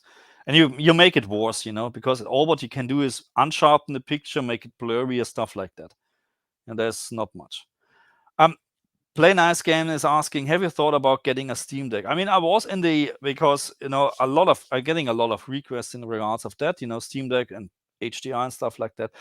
And I thought about getting one, but that, to be very honest, it's I think $1,300 here in Australia. And I realized at some point I would probably never use the thing, for personal use, because most of the games, that's how it is. Even you have Steam Deck settings, are not even running with stable 30 FPS. So most of the games, you know what I mean? So it's just the hardware is not good for me. Okay, if I like to play 30 FPS games, I'm going to play with my Switch. Okay, so that's why I'm not planning to get a Steam Deck. So maybe Steam Deck 2. Maybe that's a different option, the same as for Switch 2. I'm highly interested in this kind of stuff, but not the Steam Deck at the moment. No, it's just too much money for the hardware, what they're offering. I would like to test the HDR screen, and I reached out to Steam Deck if I can have a sample, but I need 1 million more subscribers to get an answer. Yeah, and good luck playing Unreal Engine 5 games with a Steam Deck, because that's not powerful enough, and you're back to 30 FPS. Yeah, if you can even run it. So that's the thing. Yeah, that's the thing. Yeah, no. But yeah. Anyway, I personally, I don't know. What do you think about Unreal Engine 5? When they introduced this, I was like, oh, okay, this is great, and it looked fantastic. Don't get me wrong. You can Wukong, even on the PlayStation 5, looks fantastic when you're not moving. You look at the details, is like, wow, this looks really okay. This is great. 60 FPS, great. But then you start moving. No, it's a blurry mess. Star Wars Outlaws is even worse. Picture quality is terrible. Actually, I'm surprised with Star Wars looking so bad, because they are using the Snowdrop engine, which looks very good. The Snowdrop engine in Avatar, I've never tried on my PC, but everyone says it looks great. And I did try the Division, and I like how the Division looked, and the performance was good too. But the thing with Unreal Engine is that it looks great on YouTube videos. Okay, the defects that I am complaining about, you cannot see those with YouTube videos. You see those when you actually play it on your OLED, your high-end PC at home. That's when you see the defects. When you look at low bitrate YouTube videos and stuff, it is a lot more noticeable to have better lighting and other stuff. But at the end, when you're actually playing the game, first of all, 30 FPS is not enough. Not even 60. For people who are used to play with a PC, they want a higher frame rate. So when you see that it's so difficult to get more than 60 frames, now the game looks blurry, and it has all these sharpness issues and motion issues, and that's when you see, okay, well, actually, this is not what I thought. Unreal Engine was looking great on the marketing material and the demos, but it's not actually looking great on the games. But I understand a developer telling me, no, actually, there's nothing wrong with the engine. You can make the games look fantastic. You just need to do a good job. And I believe you. The problem is that's not what we see. Every time a Real Engine game comes out, it has a bunch of visual problems and performance issues, stuttering and shader compilation stutterings, traversal stutterings, and especially when you turn on RTX and all that marketing thing. Basically, you have to turn it off at the end, even if you have 4090, if you just want to have a good experience with the game. I mean, you're right. So it's not just Unreal Engine 5, because I'm watching my little one play. He's playing Fortnite like crazy. Okay, so and this is Unreal Engine 5, and it looks absolutely amazing, and it has a great, yeah. performance. I mean, of course, if you enable all the options, so there's my 4080 is struggling as well, but it looks wow. It looks really, really good. But you can have, with a decent option, a decent settings, you get 200 FPS if you want easily on a 4080, easy. And my little one is playing on a 3070 here right now, this PC, and he's getting easily 120 FPS with 1440p and medium settings, whatever. It looks absolutely fantastic. No blurry, it's sharp. There's no shimmering. So this is, of course, comes from the developer, from the Unreal Engine.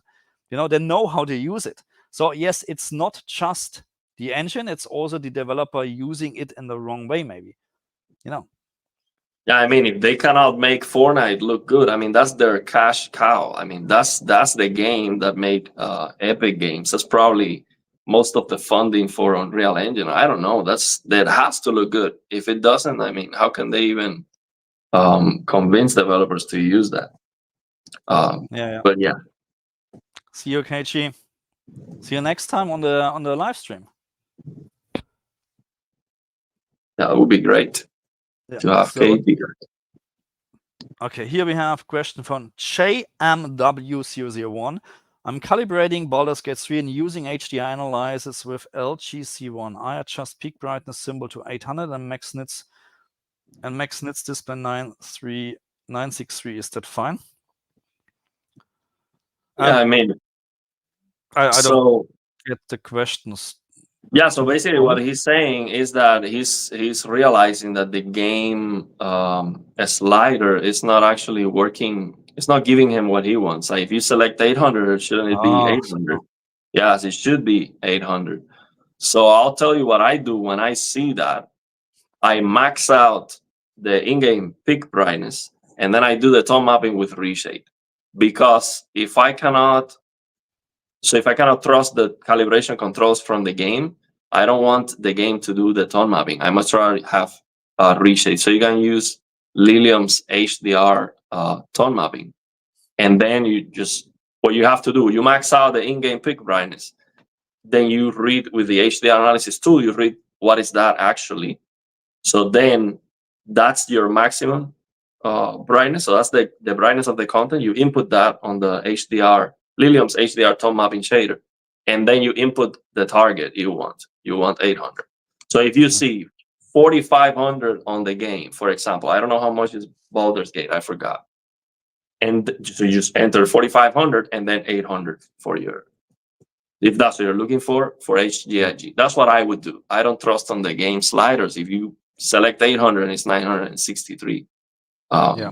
So it's the same with Star Wars Outlaws. So Star Wars Outlaws is actually displaying 200 nits below the setting what you put in all the time, 200 nits low. I don't know why. So for 800 nits display, you need to set it actually to 1000 in the game, and then you have 800, which is weird. I don't know who is testing this and stuff like that. I don't know if they ever will fix it. It's not a big deal if you know it. But if you don't know it, you always run around with 200 nits less in specular highlights. And this can make a big difference. You can think, no, this doesn't look nice. I mean, HDR in Star Wars is anyway not perfect because we have black level rays and the specular highlight issues. But this is so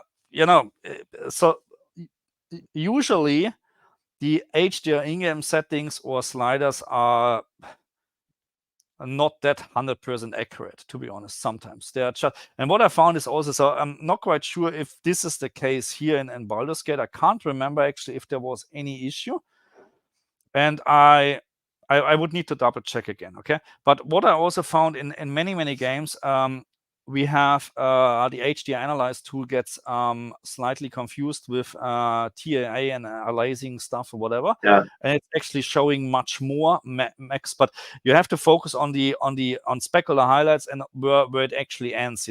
Don't look at the max nits because they're jumping around like crazy because of TAA or something like that, and displaying instead of 800, 1500. But that's not what is happening. It's just because the analyzer tool is confused. Maybe that's the same case here. I'm not quite sure. Yes, and sometimes the opposite happens when you turn off TAA, then it starts jumping. So you have to. I only seen that in one game. I forgot which one. But yeah, you have to check for that. Don't be confused. If you see the top of the chart that's flickering up and not flickering, like jumping up and down, like unstable, like this, like that, that doesn't mean you're getting 963. It might be 800, but you have something that's like going up and down. Yeah. That's very, very easy to see. As soon as you see this jumping around like crazy and nothing is actually happening on the screen, don't trust it. Okay. Yeah, so those are rounding errors from the algorithm. From that calculation. Doesn't Black Myth Wukong using frame generation to get 60 FPS on PlayStation 5? There was something. I haven't played it on PlayStation 5 since I tested it on PlayStation 5. But I have to admit I didn't feel a big difference in terms of input lag and stuff like that when I used the performance mode, because that's usually the case when you have frame generation coming from a very low frame rate. It's very bad actually. So not in this case, to be honest. I might be wrong, but it felt okay. It felt like a 60 FPS game, in my opinion. And it's actually, in a game like that, very important that you have a responsive input. You know what I mean? Controls. Otherwise, you wouldn't be able to play this game. Yeah, I mean, if they start using frame generation to get 60 FPS, that's bad. Frame generation is to get 120 or more. Immortals of Avium is using frame generation. I think it was the title with the first title ever on console, and it was terrible. It was absolutely terrible. And I saw so many videos, they're praising this, and oh my God, now we have 110 FPS here. Yeah, but you can't play it. It just feels wonky. It's stupid. Just use the standard 60 FPS mode, which already looks bad in this game because of Unreal Engine or what. I think they're using also Unreal Engine, yeah. But frame generation was terrible in this game. Sorry, I'm not sure if they fixed it or whatever they have done now. No, not good. But Wukong, no, it feels okay, to be honest. Then a video idea: compare 720p PlayStation 3 game to yeah, okay, that's shocking how much worse image quality. Bloody hell, yeah. I don't have a PlayStation 3 anymore, but you can play PlayStation 3 games on the PlayStation 5, So yeah, that's actually a good idea, There are many games, and there are actually, is it not true that on the PlayStation 3 we have actually more 60 FPS games? Yeah. Sorry? Yeah, on the PlayStation 2. More 60 FPS games than on the PlayStation 5? This is just crazy, It's just crazy, I mean, I was happy with the, that there's now, this is actually really a good idea. Just focusing on image, so picture quality or image quality, whatever is the right word for this. I think probably image quality, because people are always thinking, graphic. Yeah, graphic details is a complete different story to image quality, in my opinion. I can have so great details, you zoom in, and that's what many, that's not sometimes what I'm doing in my videos as well. You zoom in like crazy to look. That's the difference between quality and performance. You have this pixel here, what you can see, but when you play a game, it doesn't matter. It doesn't matter. All what is matter is really image quality between quality and performance mode. That's for me more important, because if you have a downgrade like crazy, there's no point then to have a 60 FPS mode, in my opinion. But Well, Yeah. I wish one day one of these developers ask my opinion, sends me a review sample or something like that. I haven't reached out to any developers. I think you got something from Ubisoft. You got some review samples for the games. Yeah. Do they listen to feedback? Like if you send them an email and you tell them, "Hey, this is like terrible here," do you think they will fix it? No. So look. I think no. I don't think they would listen because not that they wouldn't listen, but probably because I'm not big enough, to say this. And on the other hand, you need to be. I don't know how it is really, because I'm very grateful. Actually, I'm appreciating this that I'm getting review codes, especially from Ubisoft Australia. Thank you very much, Laura. She's my contact there. So I really appreciate this because this is how you get in the same race like bigger channels like Digital Foundry. If you get the game earlier and you can do a proper testing without any time pressure, oh my God, this is so much easier. I'm not even talking about the money, what you save. I'm more than happy to pay the money for early access. It's not about the money, but it's about the early access. Okay. And I don't want to upset them, by just this is just stupid. Fuck, it's not good. No, don't. I don't want to do this. You have to have a proper criticizing, on a certain level, of course. Like you can criticize HDR, but in a decent way, Yeah, it needs But to be fair. You need to be fair, and I don't think they would listening, to be honest, because no, I don't think so, because they don't even know I'm existing. You know what I mean? That's how it is. Maybe at some point, maybe, yeah. But here, Solos Broken Sword discussing at the start. Hype, love this game, pure classic, absolutely. And I'm going to buy the remastered remake. There's already a remake or whatever for the Nintendo Switch, I think. I never played this, but now the game comes for the PlayStation 5 and remastered, remaked, whatever you call it, for PC with 4K graphics and stuff like that. So I'm going to get this, but I'm not expecting the same hype from 25 years ago. I don't know. I think that's yeah.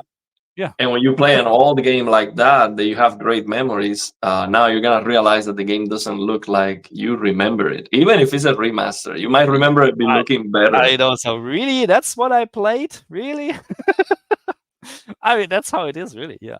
I remember when I played Formula One, the first Formula One game, Formula One '97, on the PlayStation 1. Oh, I think it was PlayStation 1. I was playing this game like crazy with this Neck-Con controller. You remember this one where you do this? It was much better than a steering wheel. You had this controller and you steer like this, and it's so much better than a wheel for me. And I played this like crazy. And just a couple of weeks, I looked back a couple of old videos on YouTube. I say, really? You can't see anything. There's no details. What is this for a resolution? And I played this up and down. But I think it's probably because you played on a CRT, on a small CRT, 32-inch. It's a complete different story. Because you sit I had a away, PlayStation 1. Yeah. I had a PlayStation 1. I played this Metal Gear, the first one. Remember, you have to change the disc in the middle of the game to go to the next thing. Yeah. Oh my goodness, yeah. Yeah. There was games, yeah. Bloody hell. Tyler T here. What games are using full wide color gamut today? So in theory, so from a technical point of view, all HDR games using it, but they're not using it. So you get my point. So because it's HDR, it's 10-bit, they're using it. Okay, so it's displaying it can display BT 2020, but most of the games are still using the SDR color range. So there's just one game. What was the name? Motorfest from Ubisoft, which had one level where BT 2020 and DCI-P3 was heavily used, but it was an absolutely colorful level, absolutely not realistic. And this is what people need to understand as well. Just because there is just SDR color space in use, that doesn't mean you miss out anything. That's not the case. It's not the case, okay? So because not all the colors are displayed in the BT 2020 color range. SDR color range is for most of the colors absolutely okay. Okay, so this is what we need to consider. Okay, it would be great, of course, to use the full spectrum to have a more because video games necessarily doesn't need to look realistic. Okay, certain games. Okay, so you can have a little bit more of a poppy picture, let's say like this, but it's I don't know. Yeah, but I think what people expect with HDR is something closer to how RTX HDR looks. It looks more colorful than most native HDR games sometimes, and it might look a little bit overly saturated in some cases. But that's how people want the games to look, and Nvidia knows that. I think they nailed the settings for RTX HDR. If that's what you're looking for, just use that instead. If you have the performance. Here the question: do you have any info or if your settings for the Witcher 3 HDR still work? Because whatever I maxed value or not, the game is capped 700 for some reason. Oh, okay. I'm not quite sure. So they changed HDR with the next gen patch. So this was the first thing. And then at some point they had this patch 4.1, I think it was, and they changed HDR again. They put a slider in or whatever for the, was it brightness or was it black level? I can't remember. It's already a long time ago, but maybe they changed something again. And there was an issue, I think, with the limitation, because you had to increase there was 2 sliders, I think, at the end. I can't remember, to be honest, but there was an issue with the maximum peak brightness. Yes, maybe that's still the case. I really don't know. But on the PC, I think if you're playing on the PC, you can change the maximum peak brightness, I think, in the ini file, in the settings file. But to be very honest, check my video. I'm not quite sure. Maybe they changed again. It's possible. It's possible, okay? Here we have someone for you. I can't pronounce this, but this is, hey, Plasma Man. How's it going? Plasma Man. You're the Plasma Man. Okay, so let me just quickly read the comment section if we have anything what we missed. Hi, I'm South Korean. Do you know BTS K-pop? No, I have no idea what you're talking about, to be honest. Sorry. Yeah, let me read some comments. So I cannot highlight them for some reason. We'll figure that out next time. Yeah. It's probably maybe just an issue with YouTube settings. Maybe I'm not sure. This one is for you here, Plasma. What are your thoughts on the Dolby Atmos window implementation, and is that something you have looked into? I think it's a must-have for immersive experience, even that it's not perfect. I haven't tried it. What I tried was a program. First of all, to set up a surround system and Windows is so. It's a mess. You have to pay money. I was surprised with that. Yeah, I got an AV receiver with some speakers, and I was surprised that to use this Dolby stuff, DTS, all the stuff, you have to pay like for some drivers on the Microsoft store. And I'm like, no way, I'm gonna pay to use the the audio hardware that I have. It just doesn't make any sense. So I had to watch a YouTube video. I shared that in one of the videos. And I basically downloaded everything for free, of course. So that gives me like a simulated Dolby or something like that. So basically to make the surround system work. But I haven't tried Dolby Atmos. I don't have high-end audio. So I just hope that if it's working, it doesn't have any added input lag or something like that for a better audio, because in games, you don't want to be shooting and then listening to a delay for higher quality audio. That's what I'm getting sometimes when I'm using Dolby Digital or whatever. If it's not directly connected with so if you use what's the name?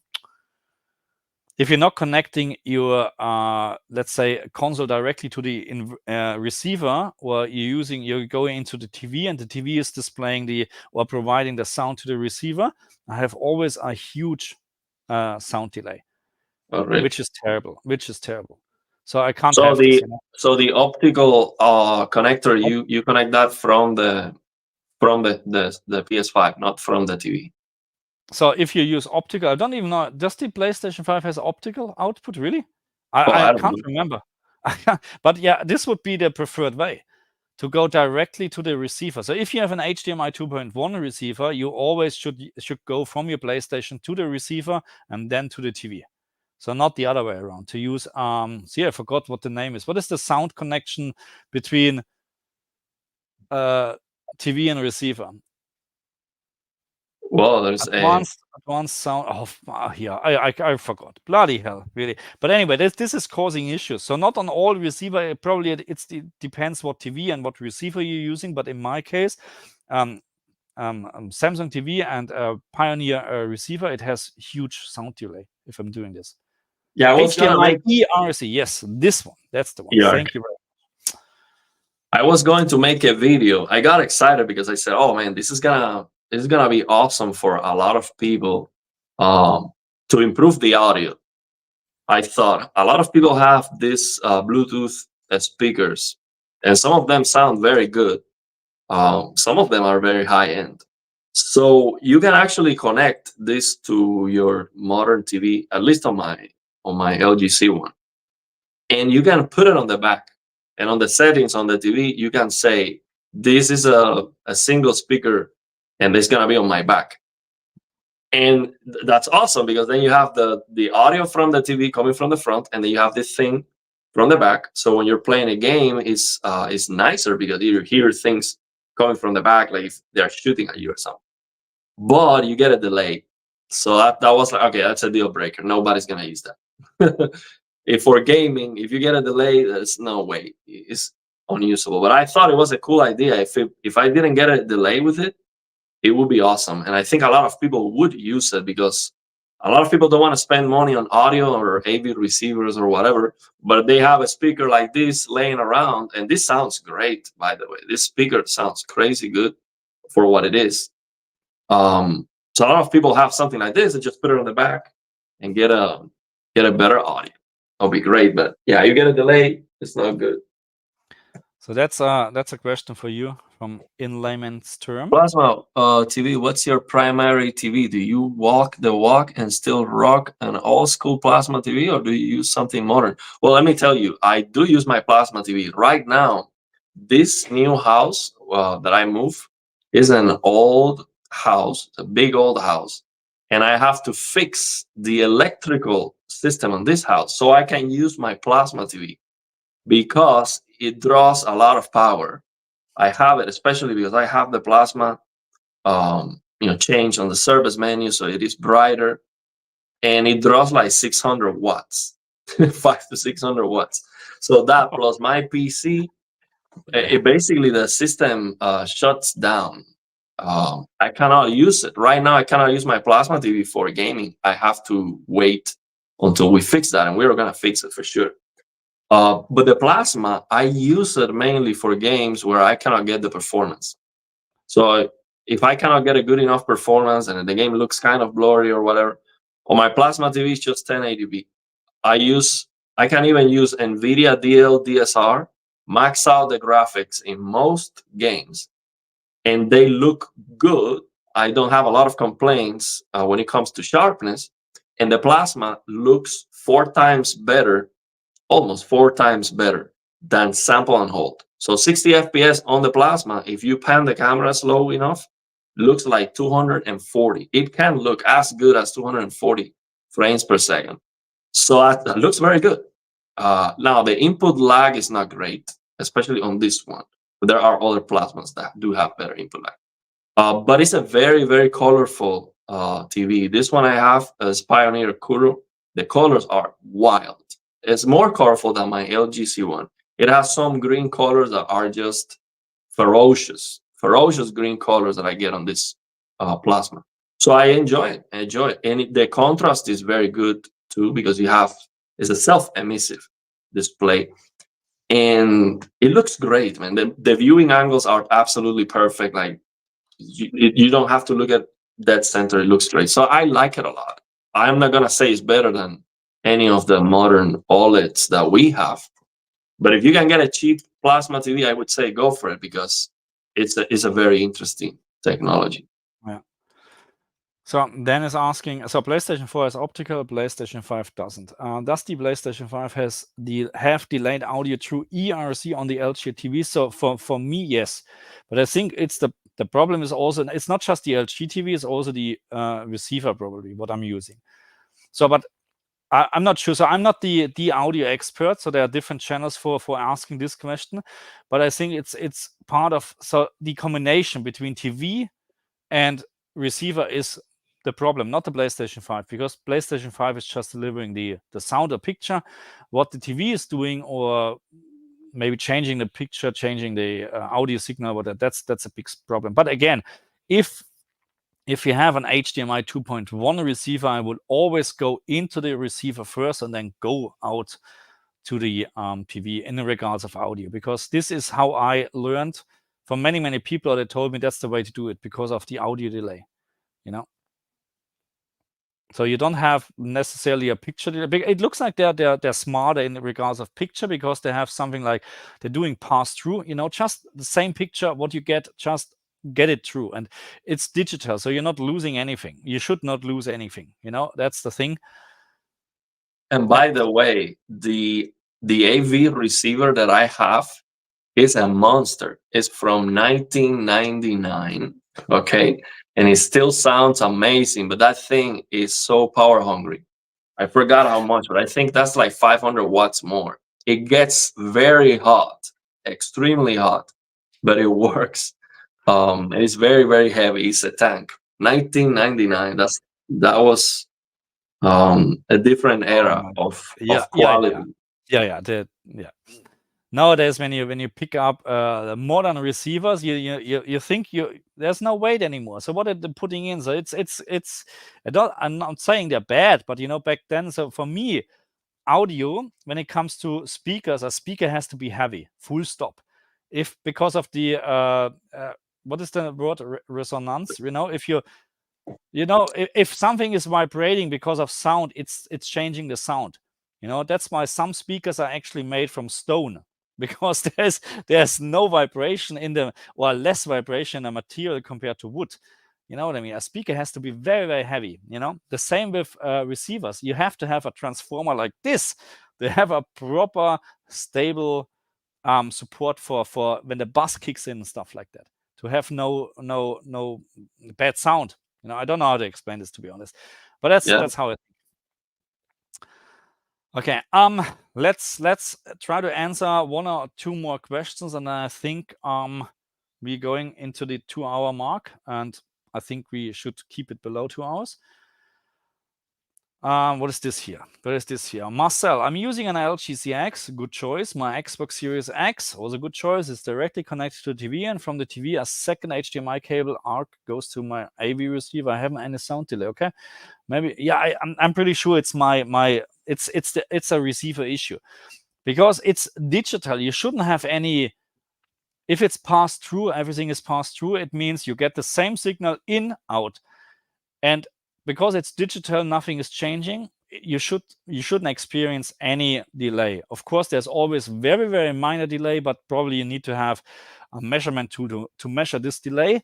But there shouldn't be like, you know, I'm pressing a shooting, you know, click, and 1 second later I can hear the shooting sound. This is terrible wrong, and I can't change this. As soon as I'm connecting, when I'm playing here, because there's an optical cable coming from the LG G2 to the Logitech Z906 or whatever it is. No sound delay. No sound delay at all, because it's with optical. Okay. As soon as I'm connecting this TV, the very same TV on my receiver, and I tested this, I can, whatever I change, it doesn't matter, I have sound delay. As soon as I'm using Dolby Digital. Okay. So if I'm using stereo, no sound delay. I don't know why. It's pain. And the optical cable, it seems like it's going away. Like it's like old stuff. Yeah. And I think it's great. It's optical. There's no delay there. I want to answer this comment on this from Ahmed Wolf. He says, "Did you guys saw the new ROG 1440p 480 monitor? That's an OLED, 480 hertz OLED. A lot of people ask me about this. It has a matte finish. I don't have anything. Not interested. Yeah. why are they putting a matte finish on a high-end monitor? Yeah, it's OLED. It's 480 hertz. That's great. That's gonna be 2 milliseconds of persistence, equal to 2 pixels of motion blur when moving at 1,000 pixels per second. So basically, you move the UFO test. When you just open the UFO test, that thing is moving at double the speed, 960 pixels per second. You will be able to see the pupils of the alien moving left to right, but they will look a little bit blurry. Not a big deal. It's gonna look very clear. So that's awesome, but a matte finish. A matte finish is just a no-go for high-end gaming stuff. I've seen some close-up pictures of a matte finish versus glossy, and the matte finish looks like if you have a wet, you know, a wet plastic or something like that. It's just blurry. It's a mess. Yeah, It's it a looks like terrible idea, in my opinion. I It's know a what you WRGB. mean. Because so this that's an OLED screen here from Pixio. Yeah, it's a WRGB OLED.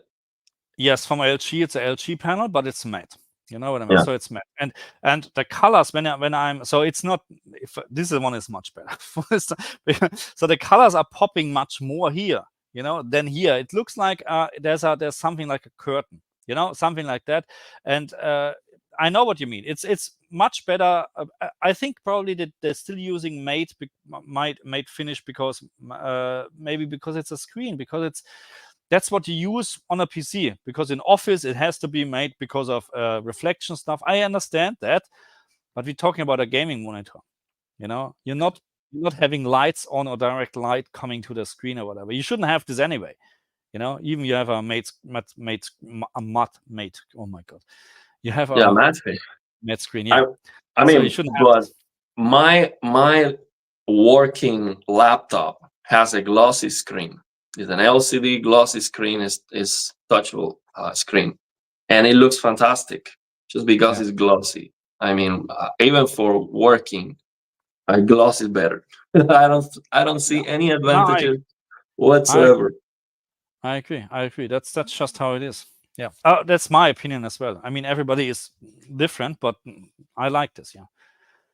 But yeah, Okay. it's gonna be great. Yeah, unfortunately, it has a matte finish. I would not. And the thing is, I would like, eventually, I would like to get some review products from these companies, especially monitors. TVs, they are just too expensive. I don't think they will ever send me a TV. It's just too much money. But monitors, maybe. But the thing is, I would not ask for a review sample of that monitor, because I'm just gonna tell you, okay, I don't care about anything about this monitor. I just don't care about it. It has a matte finish. So why would I tell this company, send me that, to just bash the product and just tell them, oh, this is crap? Bad. I mean, look, I received so far 2 monitors to test. The KTC, which you can see here, maybe that's a local dimming 1000 nits full screen white, by the way, 800 nits. It's unbelievable. But I received this one and this TV. This screen. What I'm using here, and I'm not getting any more review samples from those companies because I was not impressed with the monitors, and I made this very clear in my reviews. You know what I mean? Because I'm getting this for free. I'm not an influencer and tell you, oh my god, this is the best monitor you can buy. Bullshit, it's not. Sorry to say that. Really? No. They told you, okay, no, you're you not can reach it. out after that. You're not getting any reply anymore. You know, so this Wow. is even either a one-time thing, you know, because it's not done by the company. So I had a contact from KTC directly, but with this screen, it was a marketing company. But I'm not expecting anything here, because if you're not praising their, why would they reach out to you again? You know, if you do a bad review, or not bad review, you're stating the facts. You know, that's how it is. And in case of this screen, because it has just HDMI 2.0 on a brand new OLED screen, I said this is a no-go for consoles. Absolutely no-go. You need HDMI 2.1, VRR, this. You need HDMI 2.1. It's limited. The only thing where it's working is with PC. But, you know, great. But then even HDR isn't that great and stuff like that. It's just a okay monitor, not a good one, you know. The same with this one. I mean, honestly, if I ever ask for a product, it's because I believe it's very good and I'm going to Yeah. like it. Because I don't want to just get a product to say it's bad and I don't recommend it. But I've get some emails from some companies asking me to get their products and review and stuff, but it's nothing about what I talk about. So I'm like, No. why would I review a ladder or something, a desk or something? I never talk about those things, so it Really, doesn't that's make good. sense for Okay. my channel. Yeah, I forget about this stuff anyway. You know what I mean? Forget about this. But I got an email from one of these companies, and they're like, okay, you make the video, you send it to us, and then we give you the green light if you can post it or not or make a correction. I'm like, no, you send me a product, I say whatever I want about it, and it's my channel. So Yeah. so you either do that or we don't do business, because Yeah. I'm not here to promote something that I don't like. Yeah, then tell me I have to do advertising and we're talking about the price. And then I would put big advertising letter in. So that's, I Oh yeah, just if it's like to not a make money. review, if it's a Yeah, sponsored video, that not would be different. different. I mean, But I look, don't really want to sponsor or endorse something that I don't like or it has yeah, nothing to do with the channel. yeah. Um, Nah, that's that's that's why anyway you don't different. see any ads or nothing from me, because I am Yeah. like very very hard with that thing. I don't really care that much about No, it. no, no. You So you like to be independent, as long as possible. And that's how it is, You like to be independent. And as soon you relying on stuff like free stuff, which has, of course, don't get me wrong, getting games in advance is a big, big benefit. Full stop. Because you don't need to rush. You can do your testing proper way and stuff like that. And on the release day or on the embargo day, you can publish your video, which brings you it brings you more views. Full stop. That's yeah, how it is. absolutely. But as soon it would come with a, hey, we're giving you a game, but you have to say this, this, and this. You can't say this, this, and this. I would say, nah, thank you very much. I buying the game, my audience, because this is also the thing. The audience will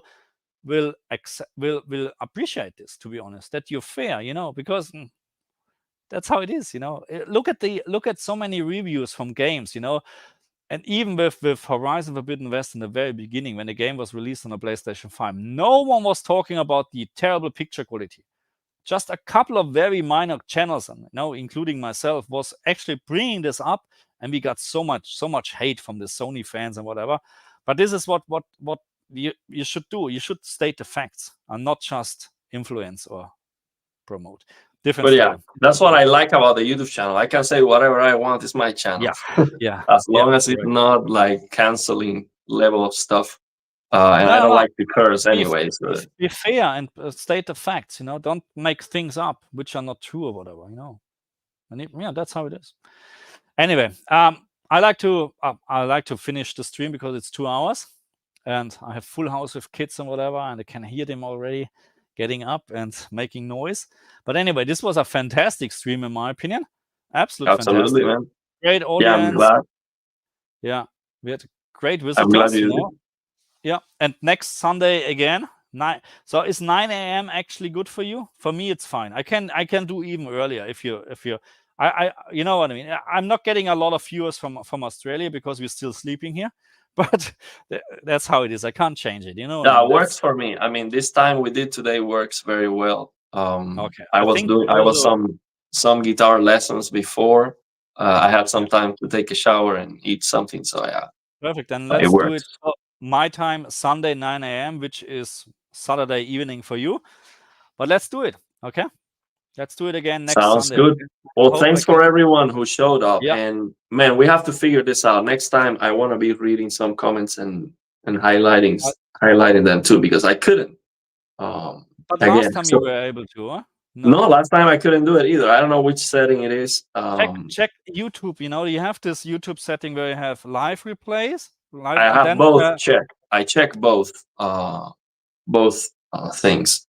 I don't know. At the beginning, when we started doing this, yeah. I was just reading the comments and I click on it and it pops. But now it doesn't work. I'm reading the comments here and it does nothing.